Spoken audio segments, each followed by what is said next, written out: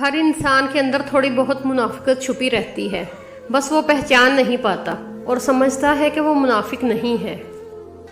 عجیب دور ہے، آج کل ہر شخص یہ ثابت کرنے میں لگا ہے کہ میں تم سے بہتر ہوں۔ چیخو پکار انسان کے وقار میں کمی کا باعث بنتی ہے۔ لوگوں کو اپنی خاموشی سے خوفزدہ کرنا سیکھو۔ اپنے اندر برداشت پیدا کریں، معلوم نہیں آپ کو کون کون برداشت کر رہا ہے۔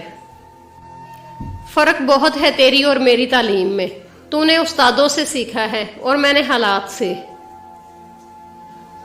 اگر لوگ اپنی گفتگو سے غیبت، تہمت اور بہتان نکال دیں تو باقی صرف خاموشی رہ جاتی ہے، جو ایک بہترین عبادت ہے۔